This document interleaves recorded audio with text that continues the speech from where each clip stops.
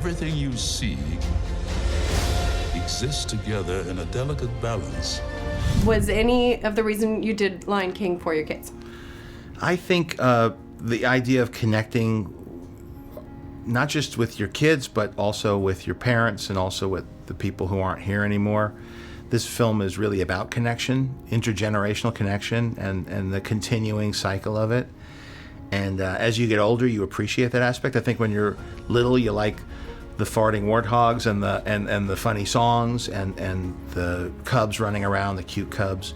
But as you get older, you start to really like what Mufasa has to say, and the sense that even though life has its struggles, there is a sense of order to it and a circle of life that you have to be a part of and that we need to all responsibly participate in.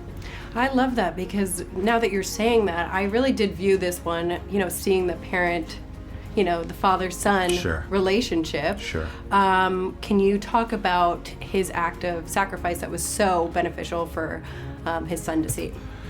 Yeah, I think in the case of Mufasa, spoiler alert, if you don't know the old movie or this movie, you've been warned here, but Mufasa, rescues his child. And I don't know that he knows it's an act of self-sacrifice, but he's probably a smart enough character to know that there's a good chance that he's not going to come out the other end. I think that he would have survived had it not been for betrayal, which also talks about the human spirit, and part of what we're up against is that we have to have not just our own actions, but the actions of others to contend with. But, as you know, there is nothing that stronger than a parent's protective instinct for a child, whether it's humans or in the animal kingdom, and so I think it's a very relatable moment, but certainly one that you feel impactfully whether you're a child or a parent watching that sequence. Yeah. And as you say that, I'm thinking, because Timon and Pumbaa say, our actions don't affect other people, but he learns that they really do. Yeah. Can you talk more about that?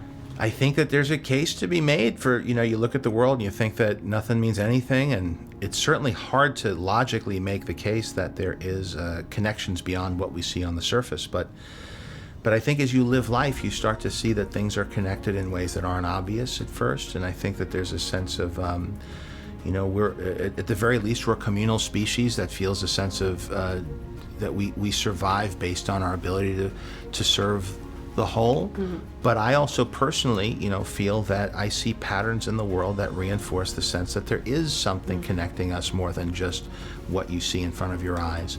And I love that the story, even though it's a kid's story and a fable, really deals with it in a comedic way, but yet I think the messages that we inherited really from the other productions deal with issues that are kind of existential and a bit heavy, and it is a interesting conversation that takes place there.